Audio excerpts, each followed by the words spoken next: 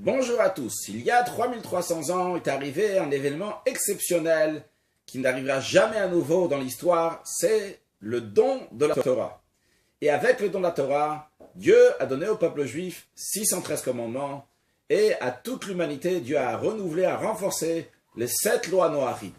Ce dimanche, j'étais chez mon frère Rav Meir Altabé, rabbin de Fréjus Raphaël, chaliard du Rabbi là-bas. Et en ouvrant une Gemara, j'ai trouvé une petite carte de visite dans laquelle derrière il y avait les 7 lois noachides. Donc, je profite de l'occasion pour les partager. Et à cette occasion aussi, je lui souhaite une grande réussite dans le mikvé qu'il est en train de construire à Fréjus. Donc les 7 lois noachides. 1. La foi en Dieu unique. Dieu, le respect dû à Dieu, ne pas blasphémer. 3. Le respect de la vie humaine, donc ne pas tuer. 4. Le respect de la propriété d'autrui, ne pas voler. 5. Le respect de l'intégralité familiale, donc interdiction des unions illicites. 6. L'institution d'une justice équitable. 7. Le respect des animaux, ne pas faire souffrir un animal, ne pas manger un animal lorsqu'il est encore vivant. Donc on a reçu la Torah et les mitzvot, les commandements, que ce soit pour nous, que ce soit pour toute l'humanité. Cette Torah, ces mitzvot-là, nous donnent la force de raffiner le monde, d'améliorer ce monde et de préparer ce monde pour la venue du Mashiach. Donc on a un but, on attend la venue du Mashiach. Mais souvent les gens demandent, qu'est-ce qui va se passer après une fois que Mashiach va venir? Très bien, aujourd'hui on étudie la Torah, on fait les mitzvot, ça nous donne la force pour raffiner le monde, pour amener la venue de Mashiach. Mais quand Mashiach va venir, on va encore étudier la Torah, on va encore faire les mitzvot. Mais quel va être le but? Les êtres humains ont toujours besoin d'un but. Où arriver? On veut savoir à quoi ça sert ce qu'on fait. Donc aujourd'hui on sait à quoi ça sert, à quoi va servir notre étude et nos mitzvot lorsque Mashiach va venir. Deuxième question, il est écrit que lorsque Mashiach va venir, il va dévoiler des secrets de la Torah. Et il va enseigner la Torah à Avraham, Yitzhak et Yaakov les patriarches, et même à Moshe Rabbeinu, Moïse, qui était le médiateur entre nous et Dieu pour nous donner la Torah. Mashiach va lui enseigner la Torah, mais qu'est-ce qu'il a lui enseigné?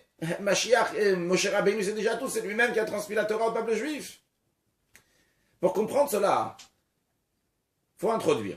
De la même manière que nous, les êtres humains, nous avons un corps et une âme. De la même manière, dans la Torah, il y a le corps de la Torah et il y a l'âme de la Torah. La partie corps de la Torah s'appelle Niglé, la partie dévoilée de la Torah. Et la partie âme de la Torah s'appelle Nistar, qui veut dire la partie cachée de la Torah. C'est quoi la partie dévoilée? C'est quoi la partie cachée? Et quelles sont les conséquences de la partie dévoilée? Quelles sont les conséquences de la partie cachée? L'explication est la suivante. La partie dévoilée de la Torah, elle nous parle tout simplement des choses qui sont dévoilées. Par exemple, manger cachère. Donc, tel animal est cachère, tel animal n'est pas cachère. Tel poisson est cachère, tel poisson n'est pas cachère. Comment il faut garder le Shabbat? On sait il y a 7 jours dans la semaine et le 7e jour c'est Shabbat. Il y a des lois. Qu'est-ce que j'ai le droit de faire? Des travaux que j'ai le droit de faire, des choses que je n'ai pas le droit de faire. Comment mettre une mezouza, des téphilines? C'est des choses qui se font avec une peau de vache, un animal qu'on va travailler. Il faut savoir quel animal, comment le travailler, quelle taille pour les téphilines, le cube, etc. C'est des choses qui sont dévoilées, des choses qu'on peut voir concrètement de nos yeux. Maintenant, le fait que c'est des choses qui sont matérielles, donc même si j'étudie beaucoup, et j'apprends énormément, j'apprends une page de Talmud, j'apprends tout un siman de Shulchan Aruch, du code de la loi, dans des paragraphes, etc. Mais finalement, on parle que des choses matérielles. Le fait que je parle que du matériel, encore du matériel, dans ma tête, je risque d'oublier celui qui a donné la Torah, je risque d'oublier Dieu, parce que je pense que à des choses matérielles. C'est vrai, des choses matérielles qui sont au service de Dieu, mais finalement, c'est que des choses matérielles. Par contre, dans la partie cachée de la Torah, de quoi elle parle? La partie cachée nous parle des mondes spirituels, elle nous parle des sphères, elle nous parle des anges, elle nous parle des âmes. C'est des choses tout à fait spirituelles. Évidemment, on nous parle de Dieu et encore de Dieu et encore de Dieu, des niveaux de divinité. Dans cette partie de la Torah, c'est obligé que je pense à Dieu, c'est obligé que je vis avec Dieu, puisque c'est ce que je parle et ce que j'étudie. Donc ça, c'est la différence entre la partie dévoilée de la Torah et la partie cachée de la Torah. De nos jours, on étudie la partie dévoilée de la Torah et un peu de la partie cachée de la Torah aussi. Mais a priori, pourquoi ne pas étudier toute la journée de la partie cachée de la Torah, puisque c'est elle qui nous fait penser à Dieu constamment, et ça c'est l'essentiel. Lorsqu'on pense à Dieu, à ce moment-là on se comporte comme il faut, que ce soit entre nous et Dieu, que ce soit entre nous et les êtres humains. Alors pourquoi ne pas étudier la partie cachée de la Torah toute la journée? L'explication est la suivante. Lorsque Dieu a créé le monde le bien et le mal étaient séparés. Lorsque Adam a fauté, a mangé de l'arbre de la connaissance, il a mangé de l'arbre qui s'appelait de Tov Vara, qui était mélangé du bien et du mal, et depuis, le bien et le mal sont mélangés dans le monde. Et nous, à travers l'étude de la Torah, et après en deuxième étape, à travers les mitzvot, les commandements, on sépare le bien du mal. C'est-à-dire, le fait même que je suis en train d'étudier ici, et je dis, tiens, la vache, c'est un animal qui est cachère. Le cheval, c'est un animal qui n'est pas cachère. Eh bien, par cela, on a séparé le bien du mal. C'est vrai, on n'a rien fait de concret. Mais la Torah en elle-même, l'étude de la Torah a une influence de séparer le bon du mauvais. Ça, c'est en première étape. Et en deuxième étape, lorsqu'on passe à l'action, lorsqu'on passe aux mitzvot, au commandement que la Torah nous donne, lorsque je vais dire, tiens, ça c'est quelque chose qui est cachère, donc je vais le manger. Ça c'est quelque chose qui n'est pas cachère, je ne vais pas le manger. Alors quand c'était quelque chose qui est cachère, j'ai dit, je vais le manger. Eh bien, à ce moment-là, j'ai pris le bien qui était là-bas dans le manger, je l'ai élevé au service de Dieu. Quand j'ai dit, ça, ce n'est pas cachère, je ne vais pas le manger, j'ai repoussé le mal. Et par cela, donc, j'ai séparé le bien du mal, ou bien le mal du bien. Donc ça, c'est notre travail aujourd'hui, jusqu'à la venue du Mashiach. Lorsque Mashiach va venir, on va continuer, bien sûr, à étudier la Torah et accomplir les mitzvot. Mais ça sera sur une autre forme. Parce que lorsque Mashiach viendra, il n'y aura pas de mal dans le monde. Donc, il n'y aura pas besoin non plus de faire ce travail-là, constamment de séparer le bien du mauvais. Alors, quel va être le travail à ce moment-là? Lorsque Mashiach va venir, on va étudier la Torah. Mais essentiellement quoi? On va étudier essentiellement la partie cachée de la Torah. De nos jours, on doit étudier la partie dévoilée de la Torah. Parce que dans la partie dévoilée, constamment, qu'est-ce qu'on parle? On parle qu'est-ce qui est caché, ce qui n'est pas caché, ce qui est chayav, ce qui est patour, ce qui est coupable, ce qui n'est pas coupable, celui qui est coupable, celui qui n'est pas coupable. Donc ça, c'est des choses qu'aujourd'hui, on doit travailler énormément sur ça pour raffiner le monde, pour faire un changement dans le monde. Une fois que ce changement aura atteint son but, à ce moment-là, nos efforts essentiels vont être dans la profondeur de la Torah, dans la partie cachée de la Torah, que justement, Dieu va dévoiler à travers Mashiach. Le commentaire de Rashi dans Shir Hashirim sur le verset Ishakeni min shikot piu, que Dieu va embrasser le peuple juif des baisers de sa bouche, explique qu'on a une promesse de Dieu qui viendra pour nous dévoiler les secrets de la Torah. Évidemment, c'est lorsque Mashiach va venir que Dieu va nous dévoiler les secrets de la Torah, et l'essentiel de notre étude sera dans la partie cachée de la Torah. Pourquoi on va étudier cette Torah et pourquoi on va faire cette mitzvah? Parce qu'on a dit toujours, il nous faut, pour nous les êtres humains, un but de savoir à quoi sert, pourquoi Dieu a décidé qu'on doit faire ces choses-là. Ce ne sera plus maintenant pour séparer le bien du mal, parce qu'il n'y aura que du bien. Mais dans le bien même, il y a des niveaux infinis. Ce que la Mourazakan explique dans le Tanya, lorsqu'il explique le sujet qu'on est en train de développer, il dit, ça s'appelle les Yached Yichudim. Littéralement faire des unions de niveaux divins. Mais dans des mots simples, c'est-à-dire de monter de niveau en niveau dans la sainteté même. Puisque Dieu est infini, on peut toujours se rapprocher encore et encore et encore de Dieu. Et ça sera à travers la partie cachée de la Torah. Et ça aussi, tous nos mitzvot, tous les commandements qu'on continuera à faire, sera pour s'élever de niveau dans la divinité même.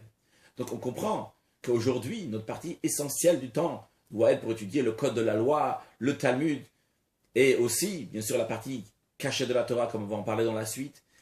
Et quand Mashiach va venir, ce sera essentiellement dans l'étude de la partie cachée de la Torah. On comprend aussi le pourquoi. Le pourquoi aujourd'hui on doit séparer le mal du bien. Lorsque Mashiach viendra, il n'y aura plus de mal, il n'y aura que du bien. Basé sur ça, on va comprendre aussi pourquoi le Mashiach va enseigner la Torah à Moshe Rabbeinu. Aussi Avraham, Yitzhak, Yaakov, patriarche. Vrai, Moshe Rabbeinu, il a reçu la Torah. Et il n'y aura pas une deuxième fois le don de la Torah. C'était un événement unique. Mais les secrets de la Torah que Dieu va dévoiler, il va les dévoiler à travers le Mashiach. Et donc Mashiach enseignera aussi à Moshe Rabbeinu ces secrets de la Torah que Dieu dévoilera à ce moment-là. L'enseignement de tout cela pour nous dans la vie concrète est la suivante.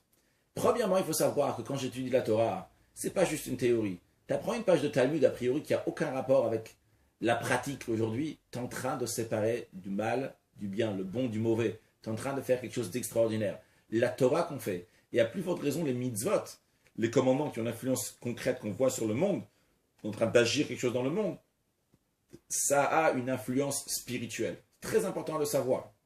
Deuxièmement, ce qu'il faut savoir, c'est que tant que Mashiach n'est pas venu, on doit travailler à séparer le bon du mauvais. Et ça commence pas juste dans l'étude du Talmud, dans l'étude de la Torah, dans l'accomplissement des mitzvot. ça commence grâce à la Torah, grâce au mitzvot, ça commence dans nous-mêmes. Dans nous-mêmes, c'est-à-dire, on a du mal, on doit travailler pour séparer, le mettre de côté et prendre le bien, le mettre à la surface, penser quelque chose de bien sur l'autre, dire une bonne parole à l'autre, agir quelque chose de bien à l'autre. C'est vrai, on a encore du mal, mais on travaille quand même à dévoiler et à développer ce bien, le mettre de côté pour qu'il soit à la surface et le mettre le mal d'un autre côté. Troisièmement, en ce qui concerne donc l'étude de la partie cachée qu'on va étudier lorsque Mashiach va venir, on a déjà un avant-goût de nos jours. À l'époque du Harizal, Rabbi Yitzhak Luria, qui a vécu il y a environ 450 ans, il a dit que le rôle de notre génération, c'est, il n'a pas dit le rôle de notre génération, il a dit que c'est mitzvah legalot zot hachachma. Il a dit que c'est une mitzvah, c'est un commandement de dévoiler la partie cachée de la Torah de nos jours. Et le Rabbi a souligné plusieurs fois que cette partie cachée de la Torah, où est-ce qu'elle se trouve aujourd'hui? Elle se trouve dans la chassidoute. Et dans quelle chassidoute? Dans la chassidoute Chabad, dans la philosophie chassidique du mouvement Chabad, qui développe ces sujets intellectuellement. Pourquoi? Particulièrement dans cette époque-là. Depuis la Harizal, il y a 450 ans, après le Baal Shem Tov, il y a environ 300 ans, jusqu'à nos jours, et à travers tous les rabbis de Chabad jusqu'à aujourd'hui. Tout simplement parce qu'on se trouve juste avant la venue de Mashiach. Lorsque Mashiach va venir, on l'a dit, il va nous dévoiler des secrets de la Torah. Attention, je n'ai pas dit avant, mais c'est évident, on va étudier aussi la partie dévoilée de la Torah. Mais la partie essentielle, on va insister, ce sera sur la partie cachée de la Torah. Alors, on a déjà un avant-goût de nos jours.